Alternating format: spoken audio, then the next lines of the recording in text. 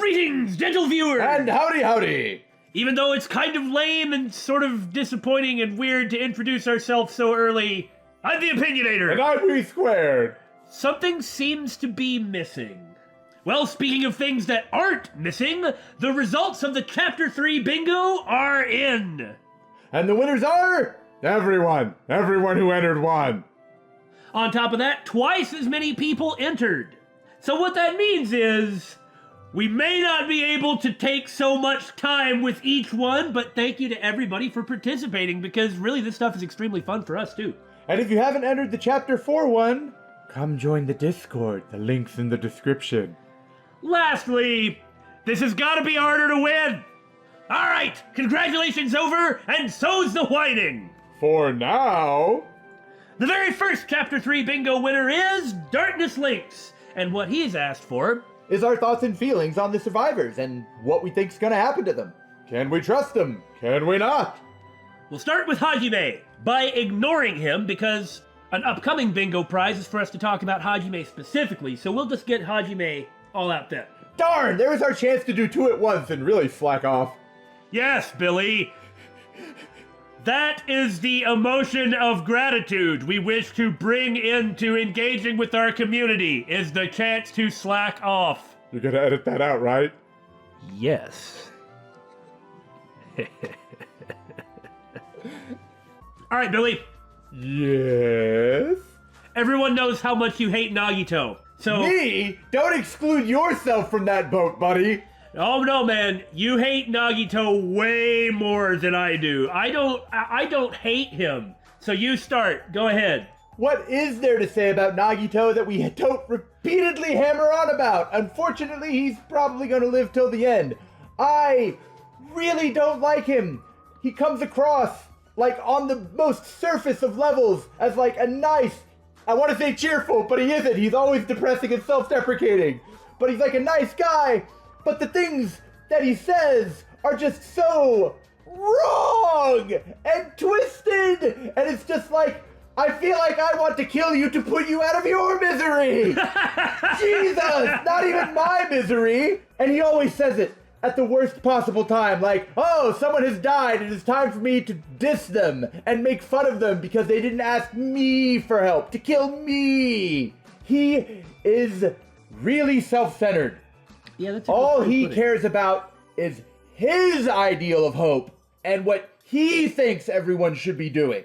You know, that's an interesting observation. He values that more than the ultimates he supposedly worships. It's not that he doesn't value them, that isn't true, but he values his idea, his own conception of what he thinks they are and should be. Because he thinks that it'll help them. The thing is I'm not so entirely sure that anything he says is wrong, but it's one of those arguments that you gotta be careful making. You know, it's like trying to come up with a rational reason why war is good because of what it fosters. You can do that easily. Yeah. And it probably has, like, a large degree of truth, but you're an asshole for making that argument and you know it. And that's kind of the way that I look at Nagito's... He's kind of overly... optimistic in a way? The war thing is much worse. But... Right. Well, he's only looking at any potential positive of this situation. He doesn't give a crap about the negatives. Well, just like we pointed out before, his way of thinking and even feeling, like his own emotional response, is very alien. I have to say, though, I do think he's growing on me. You're voicing him. Of course you would say that. Well, not just that, but he is growing on me. He's not as... hostile isn't the right word, but it's like his influence isn't as negative as I initially thought. Maybe that's because, just like he said in the first trial, he's found his own small little will to live. Maybe not. I mean, I'm not sure if I can trust him, but... Oh, I definitely know we can't trust him. I think that Nagito is, and I use this word intentionally, forgive me, har, the ultimate example of a person whose intentions are nothing but good, but whose actions are nothing but bad. Oh. What he wants to have happen is good. But the way he wants it to happen is freaking terrible. It involves people dying, yes. Yeah. And his creepy joy at that is more than a little unsettling. Like I said before, I think he's the heart and soul of Danganronpa itself, of what that means, you know? Take that how you will. I believe that's even exactly what I said at the time. I think he's going to make it throughout the whole game. I think he's going to, if he's going to die, if he hasn't already, then he's going to make it. But if he is going to die, it actually will be to sacrifice himself for the others. Oh man, I hope not. Then I might actually start to like him. At that point, he would be fulfilling his own ideals, and it conveniently happens to intersect with helping everyone else. I like him for what his character role is in the story, but I do not like him as a person in any way, shape, or form. That makes complete sense. Those aren't the same thing. Yes. It's like if you say like a villain, it doesn't mean that you want to hang out with them and that you approve of everything they do. Yeah, exactly. Multiple things can be true at once, and people's feelings about fictional characters are complex. Stalin had friends too. Well, maybe he didn't. Speaking of Stalin, let's move on to the next one. Ugh. Look, man, when you lob him over the plate like that... Gundam is great. I like Gundam a lot. Though sometimes he fixates on stuff. I'm not talking about his Yeah, you don't mean his aesthetic. Not Chuni go or whatever, the Chuni language that he speaks. I guess the language that he speaks is charming and fun when you understand what he's saying. But when he starts going off in the wrong direction, it's like really irritating to listen to him go on and on like that. So it's funny when you like it. And it's just irritating when you don't. How interesting. Anyway, I do like Gundam a great deal. I think he's very trustworthy. I do too. I think he'll make it to the end. If we turn out, maybe he's the Yasuhiro. Anyway, if we turn out, what I was thinking, yeah. If we turn out to be wrong about that, I'm gonna be really upset about trusting him. Yeah. He's the kind of person who, if I met in real life, I would get so sick of him in like 5 minutes. The problem is that everybody I've ever known who actually had a Chuni personality, we're all lame. Yeah, that's the thing. A lot of my old friends, and you didn't see the scare quotes I put around that word, acted a lot like him. And so that's why it would make me mad via association, not necessarily because I dislike him. Does that make sense? Yeah, completely. The difference between these kind of sad people that Billy and I knew, we knew different people like this when we were younger. If you're a guy and you're a nerd, you're gonna run into one of these people eventually. The problem is that Gundam is a nice guy who's really cool, who does think of others, who's very devoted to what he does. He's very good at it. He's a very hard worker.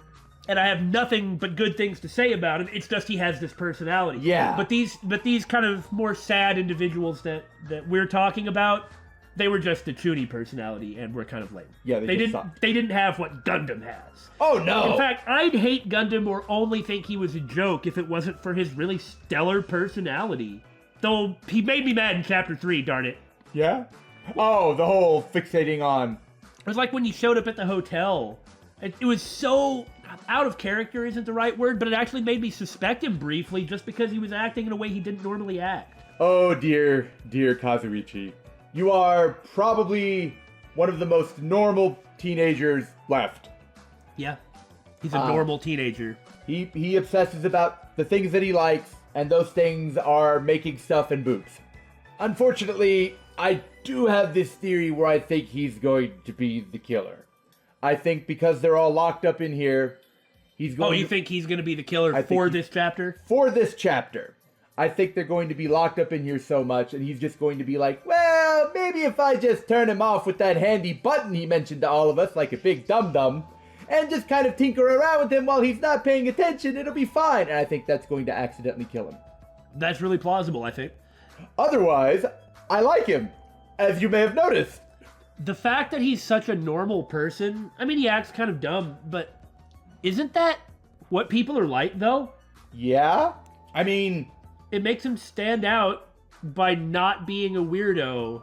He's like the not a straight man, but the silly straight man. Yeah, Fuyuhiko's the straight man. Kazuichi's job is to point out how everybody is weird and also enjoy fine arts, girls, and Sonya in particular. But you see, that is because he is a teenager. He is a teenager. That's what it's like when you're a teenager. Uh-huh. It sure is. Now, your idea of him accidentally killing Nekomaru, I do think that's really plausible. Mm-hmm. I don't think Kazuichi's going to make it. But that's like I'd said before, I think it's because he's more of an easy mark. He's not as strong as some of the characters, and I don't mean fighting, combat, power. Right. I'm but saying, psychologically. yeah, psychologically he's weaker. He's prone to doing the Yasuhiro freak out. He's going to. I think it's going to be easier to make him crack. And I mean, I tend to think that he's going to be a victim rather than a killer. The only reason I say that is because, man, there's a robot here now. And he's already kind of obsessed about this stuff because he actually is obscenely technically proficient, but he just doesn't talk about that much. I know. There's like nobody for him to talk about. Can't really talk about shop. It. Yeah. You can't really. Well, none of them can really talk shop, and so the only thing he has left is to obsess over boobs. Teru talked about it all the time. That's true. Lastly, I generally think that that Kazuichi is trustworthy. Yeah, like I said, the scenario I thought of was an accident. But I think that if he has cracked and become afraid, that it'll be easier for him to do something that he would regret than other people would. Like, it'd be easier for him to do something. Yeah. Or to do something untrustworthy than it would be for others to. Like, once he breaks more, kind of. Yeah. Because he's not as psychologically strong as the others. Yeah, I think so. As for Mekamaru, I actually think that my initial read on him was kind of wrong.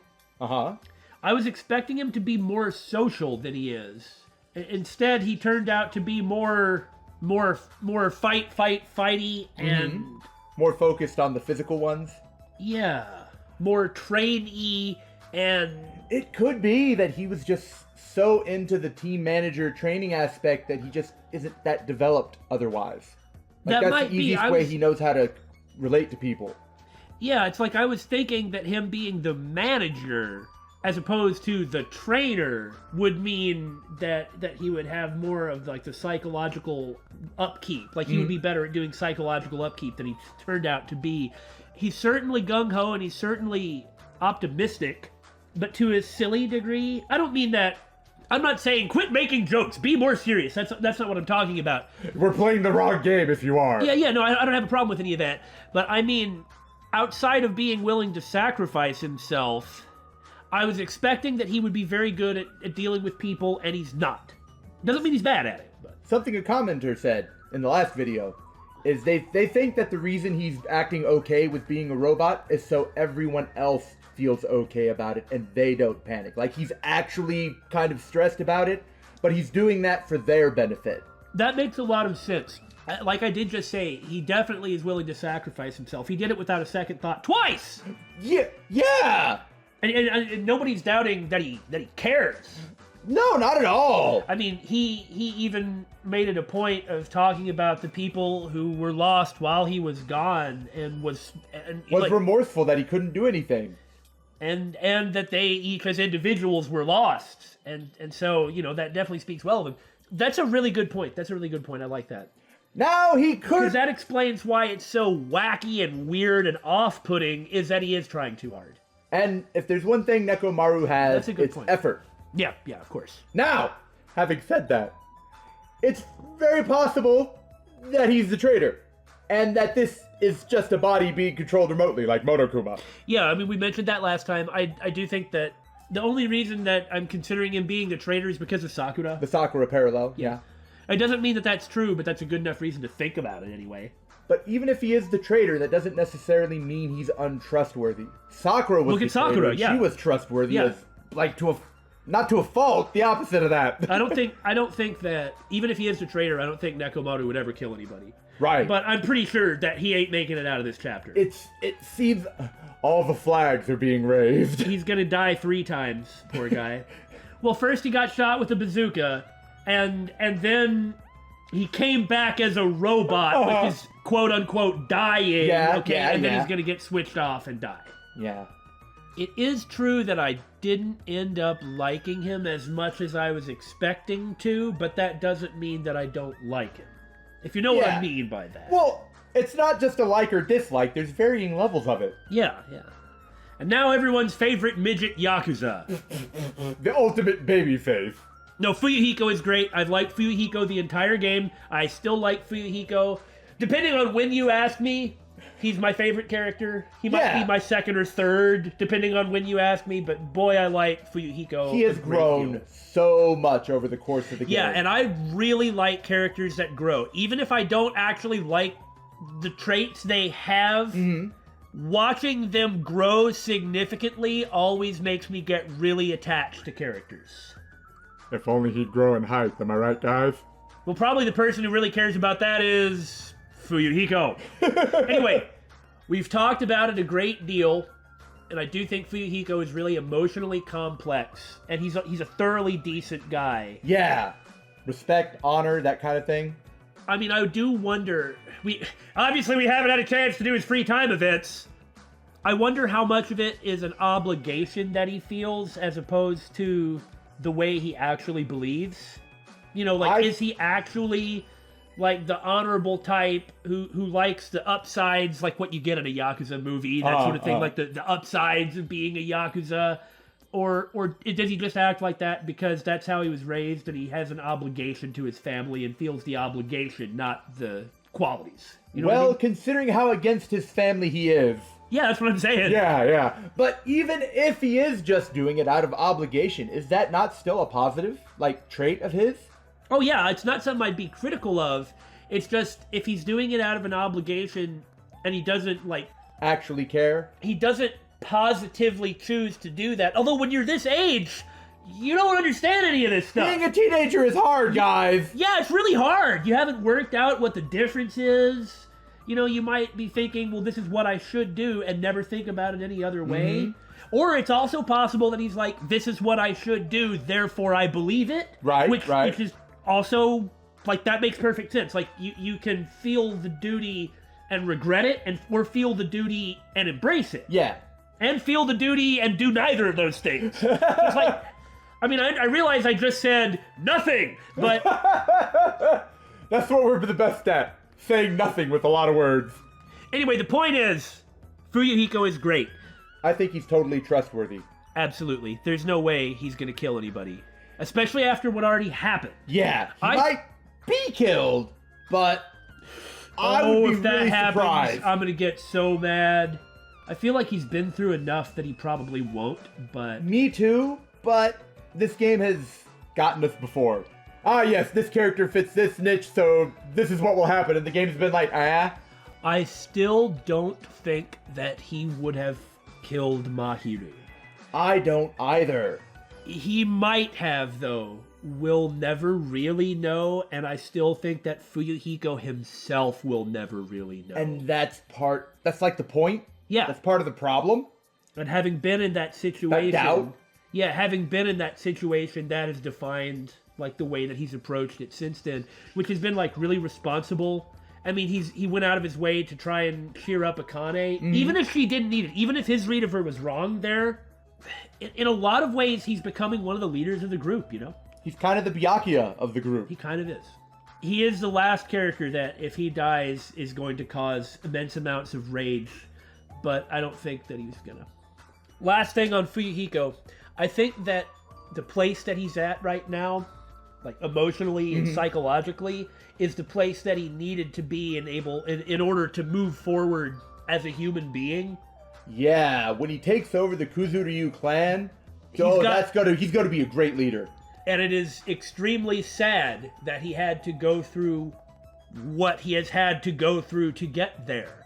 Isn't that Nagito's point? That point I don't think is wrong. It's one thing to be like, we need to overcome struggles in order to achieve our potential, and to say, we need to overcome struggles in order to reach our potential, thus I will become part of the struggles and threaten everyone's life in order for you to reach your potential. That's fair, right? Like, step too far there, buddy. I think you've touched upon the primary complaint we have. But Fuyuhiko is a perfect example of someone who has faced adversity and overcome it to become a better human being because of it. And that's inspirational. Speaking of... Akane's gonna kill somebody! I want to trust her, and I want to trust that she won't be killed, because she's freaking insanely strong. And I just don't feel like phrasing it like this sounds like I'm like dissing her or something. But I don't think she has the mental capacity for malice towards. What an interesting way to look at it. Like, I don't think she's capable of being malicious towards any of the other students. Like, it's not necessarily that she's even super friendly. She's more, she doesn't sweat it. She doesn't care about anything. I don't necessarily mean that in a bad way, like what you just said. She doesn't sweat the small stuff, kind of. Or the itty stuff. I mean, she eats, she fights, she does whatever she wants. She's not gonna hurt anybody. She doesn't really care about anybody. She doesn't really understand anything because everything goes through the filter. She doesn't seem to really put in a lot of effort because she dislikes working hard. Right, remember, she's the ultimate gymnast accidentally, just because she has so much physical potential. When she's in the zone, alright. But if she's not, then she's useless. Even where we are in the game, I'm not sure how to feel about Akane. I think her reaction to Nekomaru is going to really be the biggest thing for her. That could potentially push her to do something. It could. Like I'd made the case at the time. I think the despair disease may actually... Like, look, what I was expecting to happen with that stuff wasn't what happened. Right. But it seemed like that was going to be a way to actually develop her character. I know, she hasn't really been getting any of that. And they didn't really take the chance. Like, maybe we'll get some this chapter because of Nekomaru and everything. But she's usually just been, like, food fighting. Yeah, she's the Asahina analog. Mm-hmm. And that makes you wonder if she's going to make it the whole way. I don't think she will. I do think that she is going to kill somebody, which is half a joke and half serious. It's half a joke because I accuse her every time, and I think it's funny, which is why I continue to do it. But it's because I just think that's going to happen. Right. That's why I keep doing it that way. I think she'll make it. I mean, that's why I brought up the analog business. Right, Asahina also didn't really get a lot of development until late in the first game, and it may be like that with Akane. I don't dislike her, but she doesn't care about things or people, and that makes it hard to even understand her. Of all the characters here, she seems the least interested in solving the problem. She's just like, I'll let everyone else mess with all that stuff. It is fascinating that compared to the first game, there's so many different ways of thinking among the people who are here at this point. Like, the characters think in a different way, a distinct way from each other, more so than the characters from the first game. There were a lot Probably. more... This is an epiphany, or maybe not an epiphany, but I'm thinking about it in real time. This may not be true, okay? I just haven't worked through everything yet, but I think this is the case. In the first game, it seemed like people had far more common trains of thought that didn't diverge from each other so much. Yeah. They weren't as eccentric or as, developed. It's kind of... I don't know if I want to go with not as eccentric or as developed, but like, Akane doesn't really care about anything. Gundam is Gundam. It's Gundam. Nagito is Nagito. Sonya also has a very unusual way of thinking. Then you compare it to people who are more quote-unquote normal, like Hajime and Fuyuhiko and Chiaki, but you get more, like, really divergent views than you did. That makes everything more interesting. Yeah. Again, I think I'd like Akane more if she cared about something. Yeah. I guess you could say that things looked up for Akane when she started to care about Nekomaru, but maybe she doesn't care about Nekomaru. I don't think that's true, but that's kind of how she's shown it. It does seem to come across that way, yeah. That's kind of irritating. And now we have Best Girl. Look, Chiaki's great. How do you not like Chiaki? Like I said about Fuyuhiko, depending on when you ask me, she's either my favorite character or my second. How do you not like her? How can anybody not like her? And that's why I said before that I think she's too perfect. Yeah, I also believe that she's suspect to a degree. Not only all the friendship with Monomi and all that sort of thing. And Hajime. I haven't overlooked how she quickly got close to him. But she's also the ultimate gamer, and this entire thing has been presented through the filter of a video game. I mean, come on! Yeah, and like Billy said, isn't she kind of meant to be like so-and-so is best girl? Isn't that what she's for? And so she has all the perfect characteristics for that? All the characteristics to appeal to a gamer. And on top of that, She's also a genuinely good person. she's a great person. She's strong. She's kind. She's considerate. She's quirky. She's funny. She's too good. Everything makes her too good. She's not even The ultimate deadpan, if you will. She's not even emotionally distant like Kyoko was. Yeah. Instead, she turns it into a joke that works. Yeah. Oh, by the way, I never said about Akane, I can't trust her. I can't. If she doesn't seem to have attachments or care about anything, then I don't see what stops her from doing something. You're right. As far as Chiaki goes, pretty sure that at a minimum, she's like the third most important character in the game, like Hajime, Nagito, Chiaki, right? Like, yeah, that's about how I like view how it too. Makoto, Kyoko, Byakuya was in the first game. Yeah. So there's no way that anything bad's gonna happen to her unless she turns out to be the villain. I don't really think that's gonna happen. I don't think she's the villain either. But I will actually be surprised. But I do think she's not trustworthy. I will be surprised. See, I think she's so trustworthy, she's not trustworthy. you see the difference? I understand what you're saying. Yeah. Yes, I do. I will be genuinely surprised if Chiaki is played straight. Like, if this really is who she is. Me too. Because, again, this type of character is too appealing for everyone. Done to such a degree, too much of a good thing, kind of. Done to such a degree that you're like, wait a minute, this doesn't seem right. Nothing is this good. Nothing is this good. This is too good to be true. She quickly took up Byakuya's mantle, so to speak, like, I will not forgive any other Blackened. And I won't let another killing happen, and just trying to do everything that she can. We've got our eye on you. So it's like just like that mix, you know? I want her to be who she is, but I also don't. This game has been really good at messing with our expectations. Yeah. Like, there's many times when we can't just come up with something simple. We can't! There's far too many divergent things going on. Especially when the plot of the first game wasn't resolved in that game. Yeah. And then we have Miss Background here. Background, huh? I mean, we haven't gotten a lot of development for her either. That is She's true. been in the background, and she's been directly involved in the situations that have led to 2 murders so far. She's the one who mentioned sparkling justice while Peko was nearby. She's the one who planned the swimsuit party, and that's why Peko was wearing a swimsuit at the time. She's the one who told Hyoko you should probably go to the music venue where Hyoko then got killed. You know, that is a good point. I feel like there's something to that. That is a good point, that it made... She's the other person I suspect to be the traitor. Twice could be coincidence, but 3 times? Like, how often does this happen? Or is that just her unfortunate curse? I don't know how I feel about Sonya. I think she's really pretty, but I don't know how I feel about her. I don't know if I like her. I'm not prepared to say I dislike her, but there's something I just have a hard time trusting. I kind of feel the same way. I get that she is a weird person. That doesn't mean bad. She's not like that at all. No. But I get that she's a weird person. And, you know, the otherness isn't the right word. But she's not the same as everybody else. She's not Japanese. True. She's from Sovalek.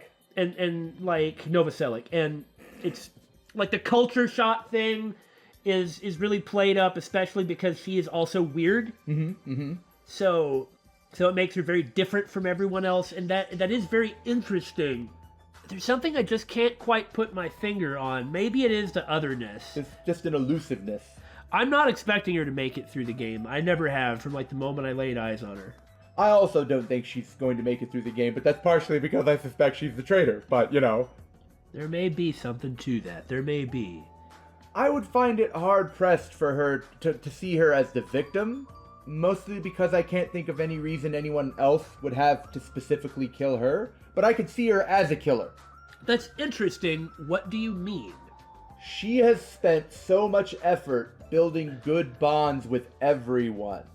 I just feel like it would take a really specific type of motivation for someone to want to kill her. Certainly I don't expect Kazuichi to kill her. But it's also possible, but I could see her potentially killing Kazuichi, because he'll do whatever she says. Oh, I had been wondering about that one myself, that she might kill Kazuichi. But the thing is, you know, we've done a couple of her FTEs. I don't understand her. I know, they haven't really said much about her, and that's also fishy. I can't get a good grasp of her. I guess that's all I've got. Same here. Like I said, she's been in this background and not really... Like, she had a few shining moments, like when she interrupted the second trial to be like, no, wait, I think there's something we're missing here. But she hasn't really shown or stood out like many of the other characters. Which means we're either going to get some of that this chapter, or the reason we're not going to get any of that is because it's going to turn out she's a traitor all along. I feel as though you're accusing Akane of being the killer. I'm not accusing Akane of being the killer, Damon. What I was saying was announcing your new fixation. Ah, yes.